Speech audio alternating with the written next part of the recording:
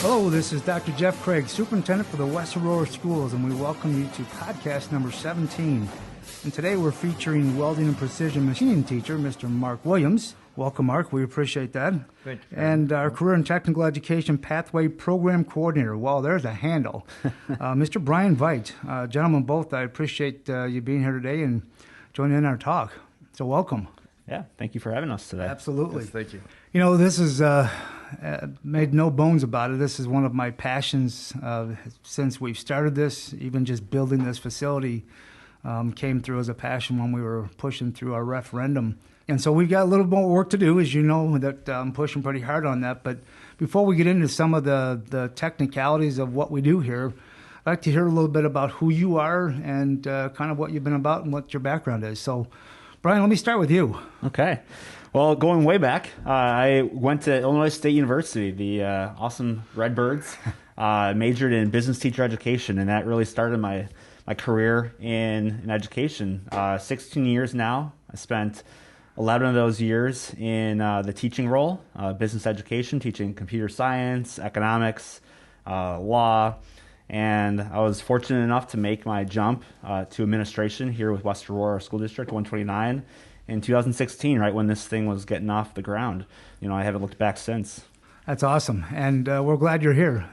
Mark, tell us a little bit about, I know you've had, we did a little strategic recruiting, and we're glad that you're here, but tell the listeners a little bit of your background, please. All right, well, I also was a Redbird, second-gen Redbird. My father was a industrial arts teacher back in the day as well. Taught like 35 years in Schaumburg, and you know, I saw like how his shop was growing up as a kid, and just seeing the transitions from like hands-on to computers. And when I was going through schools, around the time when all the people my dad's age were retiring, so I like thinking long and hard. Hey, why not become, not follow the family footsteps, but kind of was, to Absolutely. Get into that hands-on work and like love what you do, never work a day in your life mantra. I followed in his footsteps, got into St. Charles School District right out of college, got into coaching, coached 3 sports there, all types of fun stuff, and then went on to Naperville North, was there for 14 years, and rehashed the autos department, was able to do a lot of curriculum development and taking a program from like almost ashes and building it up to where I wanted it to be. And my wife, she's in the district. She told me that, we're doing this career center.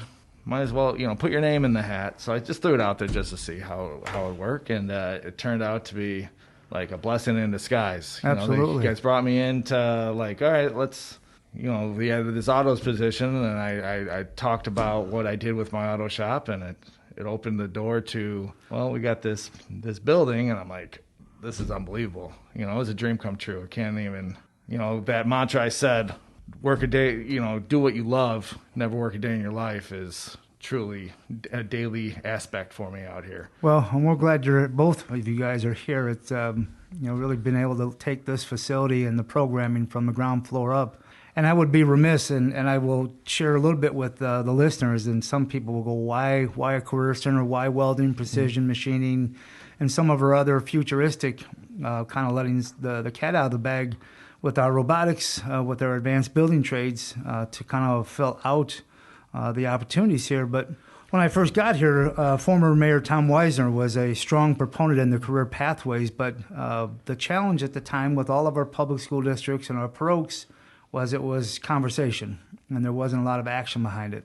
And we were fortunate to have the support of our community to push the referendum forward, to be able to bring those conversations to life in the form of the Weiser Family Center for Career Development that was named for the late Mayor Weisner's family. So it was one of 3 facilities here on 1877 Downer Place when we moved our district office from the River Street facility, and then with the old dryer clinic where we've moved in 3 of our big programming pieces into. And this is the cornerstone for this property, and so we're really, really excited about it. So I'm going to pick on Brian a little bit first here. I kind of talked about very briefly the 4 programmatic focuses, or foci, if you want to be appropriate, of our 4 bays. You want to talk a little bit about what those our current 2 that Mark has been so instrumental in developing, but then where we're going to go with the second set. Excellent. So the Wisner Family Center for Career Development has 4 separate bays, as we like to call them, and they range from anywhere from 2,800 square feet to 3,200 square feet in size. 2 of the bays right now are occupied running our new programs, welding and welding 1 in one bay, which Mark will talk about in a few moments here, and precision machining 1 and 2 as well. The other 2 bays that we are looking to expand into will feature an automation and robotics with a focus on mechatronics lab. What's going to be really cool about this lab, just speaking with our reps from FANUC, they're the company that we'll be partnering with to bring in the robotics and the controls. They get to see the schools around the state, around the country, and what our plans are right now to bring into this lab will for sure put us near the top in terms of facilities in the secondary world. Students are going to have an opportunity to get 2 years of experience working with the robotic arms, the controls, the PLCs, and really looking to see how they can be interactive with each other and other machines in our facility. Our Bay 4, which is our largest of the 4, will be home to our advanced building trades program. And year 1 will focus and really start with students learning about the residential electrical process and residential HVAC process. This bay is going to be outfitted with electrical labs for students to work on their circuitry, learning the code, and learning what it means to be a residential electrician. We are partnering with our local unions as well to get as much information aligned with what their program goals are, so that when our students walk out and graduate from our programs, they'll be a sought-after asset by companies and unions alike. Absolutely.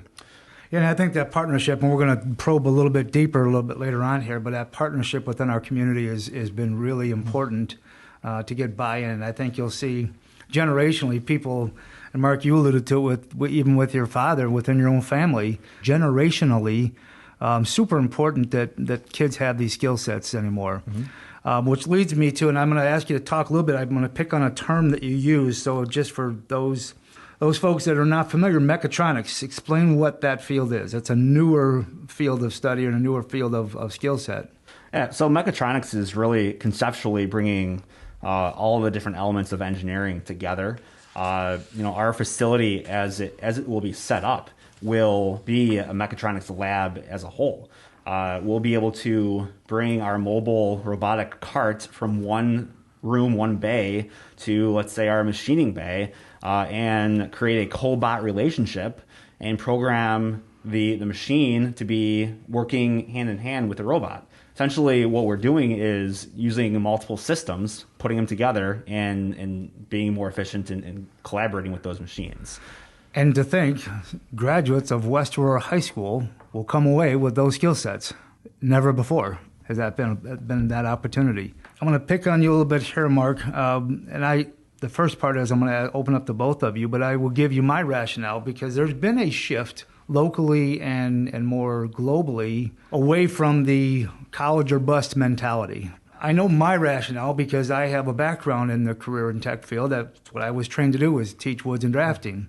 But it is a lifelong skill and not just a compensated skill all the time. But I think one of the shifts is we've done a disservice to our kids and said there's only one pathway to be successful, and that's to go to a college or university. We know that's not true for all kids. Right. And I think this gives some choices and options. From both of you, I'm going to ask you, Mark, first. What do you think is causing this big shift, and not just here in the Aurora area, but generally? Why are people shifting to this? Well, when it comes down, 19 years teaching and seeing that shift, in the mid 2000s through the teens, you had people that were realizing that, all right, if I study hard and I do the XYZ, I get into this school, I can have this job. And then all of a sudden, people were getting degrees that were not being utilized. And I feel like people started seeing like, okay, Department of Labor statistics, I don't have the exact numbers, but it's like, 1 out of 4, 1 out of 5 degrees are actually used. Sure. So you got 4 out of 5 not used. You're thinking, if you're going to go into business, that's not good business sense. 20%, like in baseball, that's Mendoza line. Like, you don't want to have that.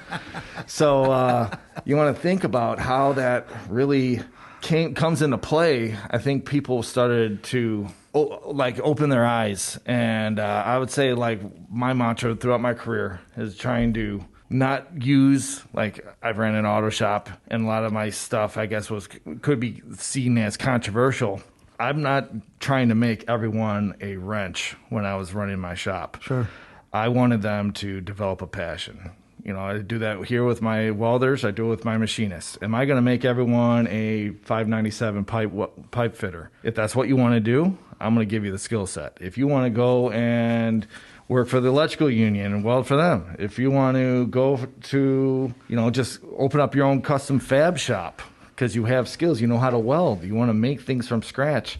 That's kind of where I want my kids to really see the toolboxes that I'm giving them. You fill up your personal toolbox with this plethora of knowledge, of skills, and apply it what makes you happy. Absolutely. And I feel like that's kind of where our as CTE instructors, that's kind of goes hand in hand. Like there was that boogie word back in like early 2010s. Everyone started getting into Common Core, and like everyone was going to be a reading teacher. And I was part of that those studies back in Napeville. Like, and people are like, oh, this. I'm like, well, we're already doing that in CTE. Like, we want you to think like you need to be literate, not only with your reading and writing, but your technical literacy. And I see a lot of parents, hey, you can go this direction, make yourself happy, get yourself with a skill that no one can ever take from you, and being able to apply it elsewhere. I think it's almost commensurate to the math skills. I mean, kids, sometimes will go into geometry and algebra 2 class and they're going, oh my gosh, I hate this. Yep. But they come here and they're learning math and it doesn't even feel like a math class. Right. Because it's more relevant to them. Yep. Brian, I'm going to ask from your perspective. Yeah. So this shift we've seen from the universities, it's almost like that. Hey, we got this pipeline. Let's just keep cranking it out because it's financially based. But you've had that passion in the career field a little bit, and so what's it been like to be able to move from that mindset, especially when you think about, as you mentioned, Common Core, No Child Left Behind back in 2004, to now moving here. What has that lift been like for you? Personally and professionally, it's been life-altering when it comes down to it. I remember going to high school up in Schaumburg and knowing it was labeled a college prep high school. For far too long, I think education as a whole had too narrow of a definition of what post-secondary actually meant. Yes. Even college is still too narrow of a definition. Our partners over to the west of us with Waubonsie Community College, they don't even necessarily want you to get an associate's degree. They have certificate programs, and success can be earning 18 hours of credit and getting a welding certificate. And what that did was really benefit those industries that needed those higher level degrees, those bachelor's and master's degrees, but it left a void and a shortage in our pipeline of workers in welding, in machining, in electrical, in plumbing, in and we're feeling that now. And we're feeling that, absolutely. Right? I think everywhere, but specifically anytime I talk with a business partner or a neighborhood community member, they say, wow, who do you have over there? What can we do to get in there to recruit?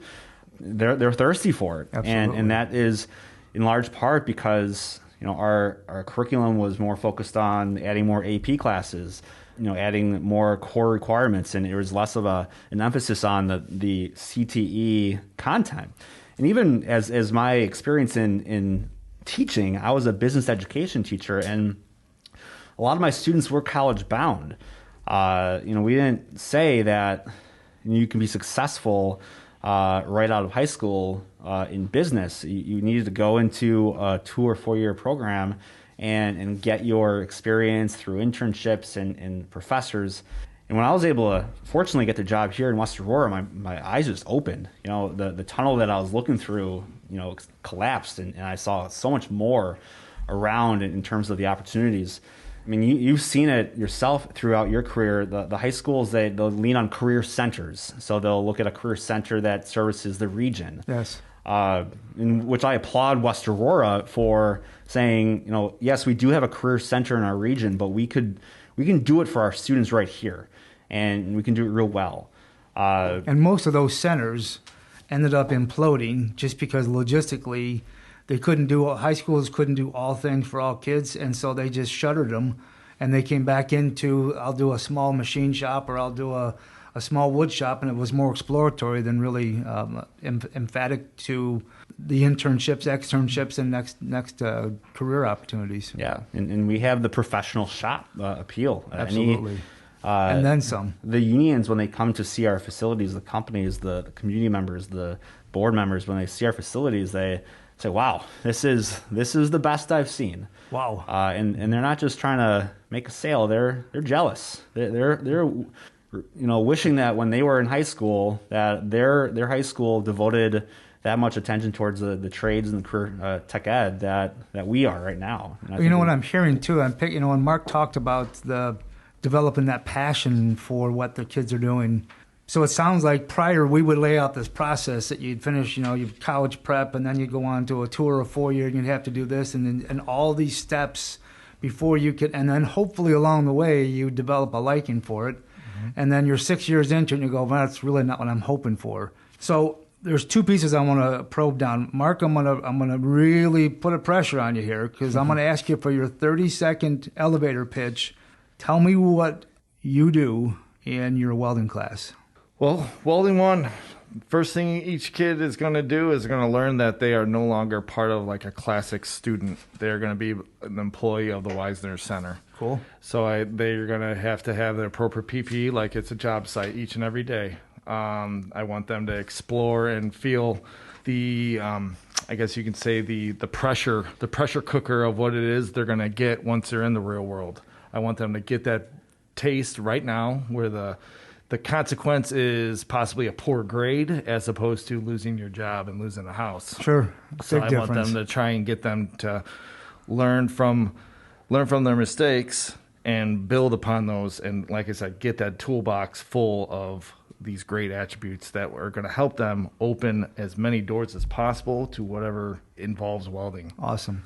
Now, we're on the same elevator. We're going back down. I got the same 30 seconds. Precision machining. Precision machining is going to be geared towards a student that can think outside the box and be able to visualize see a block and what they can transform it into. Wow. It's like, especially if you're a kid who played with Legos as a kid and you didn't have to follow the instructions, it still made that Lego castle. Guess what? You're going to be awesome for me. That's awesome. That's why I want kids to be able to see things and be able to not wait until year 3 and 4 in engineering school. You're going to get it right now, and I'm going to give you, hopefully you're going to earn a certificate from Haas, be able to be a certified operator in either mill or lathe or both. So we got to put this in a brochure. This is our marketing brochure right here, right? Mm-hmm. So let me probe a little bit different, because here's an observation. My observation of kids that are coming here, not only do they have it, but you embellish that passion for being here in that environment you just described. And I think that's the hook, that's the marketing that comes back, as kids go back and tell other kids, holy cow, you got to check this out. And you and Mr. Lofthouse, you guys are the marketing department for these programs. How do you do it? What is it you're doing that keeps kids coming back? They show up every day to do this type of work. Well, one thing I don't want to sugarcoat it is like I talk real with them. I'm upfront, and I want them to be able to be as authentic as possible. Sure. And when I said we have a uniform, everyone comes in with steel toe boots. Everyone has, the welding has the welding blues with the red lettering. The machining has the grays with the charcoal. I want them not to be like a fraternity, but it's an exclusive club. Absolutely. That each kid is going to become a part of and be proud, especially that first group I had 2 years ago. Super, they come back and like, oh my gosh, I miss this place. And, even with last year's group, they've come in, done a great job. want to see how these boys and girls see those light bulbs pop up when they thought like, oh, I didn't realize that's how you made this, or I didn't, with welding, all right, we're doing a 4F, which is an overhead fillet weld with, a 70-18 rod, and getting that spark, like, oh my gosh, I could start on fire. No, that's the rationale for the PPE. Like, Sure. that's why we dress you in the appropriate clothing so you don't start on fire, and you can't wear your sweatshirts and wear Jordans to the shop because you're going to ruin them in like 6 seconds. I want them to buy into this is reality. Would be like if you're making like a battleship up in Menominee, Wisconsin or something like that. Like they're doing that. All those components come together. This is a possibility. Take it from here on, 1920 Galena and go anywhere on the planet. Really opening up their eyes to the Yeah. potential out there, Yeah. which is awesome. I'm going to backtrack just a minute. The past 20 months has been a different world educationally across the table. And this is one of those fields that it's really hard to do through Zoom. I mean, how do you teach weld over a computer screen? Yeah. So I know we had some really specific cases where we had kids that were trying to get some graduate credits. How did you shift during the pandemic before we were fully in person? What was your approach to it, and how did you best address those needs to keep kids coming back? Well, one of my life, I guess, mantras is, control what we can control. And one of the things that we couldn't control was if we were blocked out of the building, we had to try and make what was at home applicable what we do here. Sure. So that first, April, May of 2020, during our Zooms, our major assignments were, all right, well, what can you do? What can you do for mom? All right, you gotta come up. I want to see a drawing of something that could be fixed around the house. That's pretty cool. All right, and then we had like, let's research, let's get a schematic. Like I always try and do like story time on Mondays. What did we do over the weekend? Like this Monday, we had a shelf that collapsed in the laundry room, so I had to build something from scratch for the wife and make everything, cohesive and copacetic for the family. So it's like I can go and pick up the phone and call someone, or I have this toolbox inside my head and I can make it from scratch. So that's what that first end of the year assignment of 2020 Sure. was. Like let's take those skills we've been talking about. You can't go and let's wrong actually helping do it. mom out. Yeah. Read the schematic, go on Google, look up what exactly, there's troubleshooting flow charts.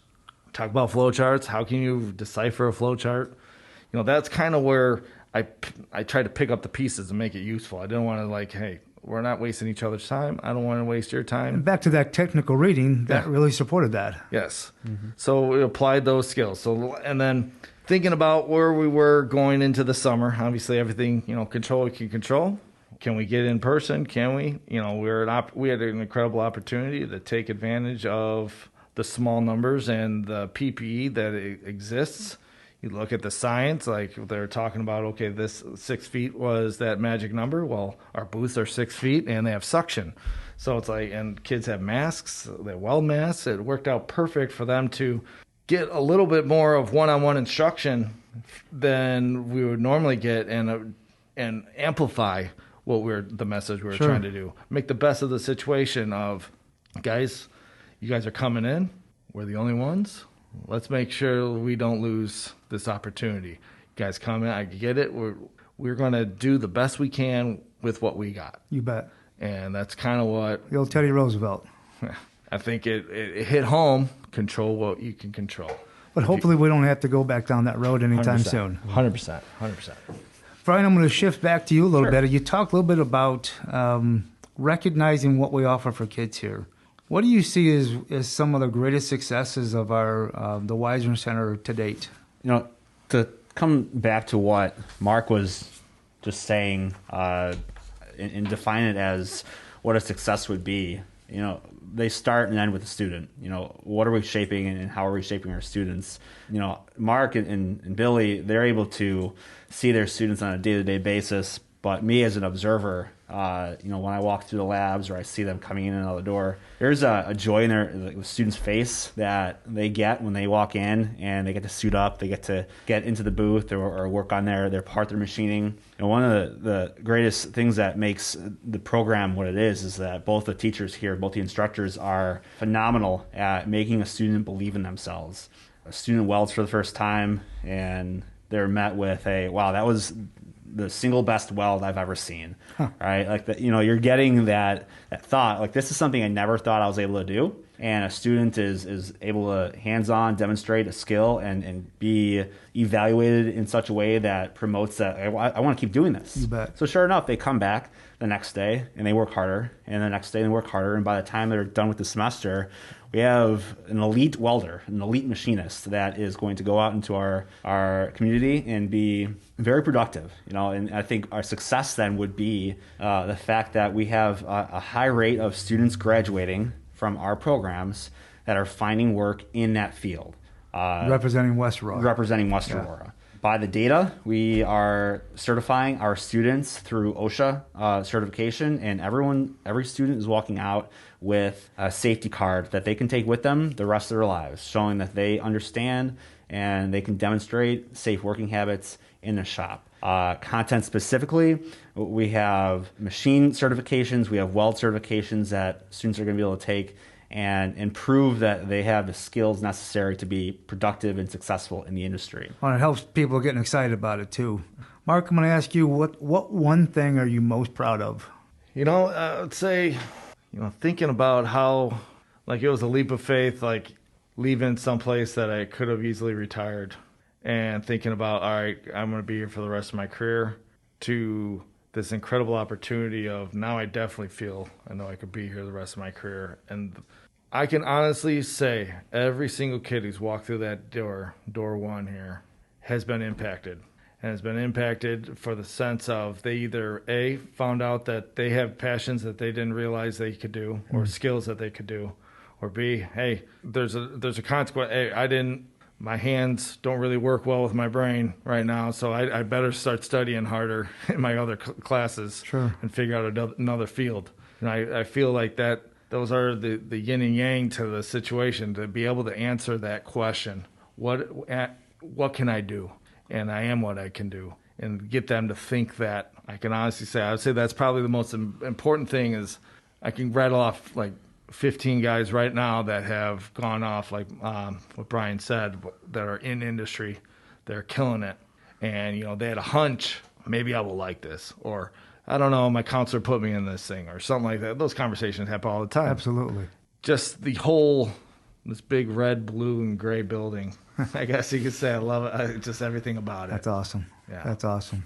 So a little bit visionary. I'm going to open up to both you guys. We're going to fill out these last two pieces of programming, get it off the ground in infancy the next couple of years. What do you see the impacts and how we immerse ourselves, with the internships, the unions, our two-year community colleges, our universities? How do you see that integrating with all of our full complement?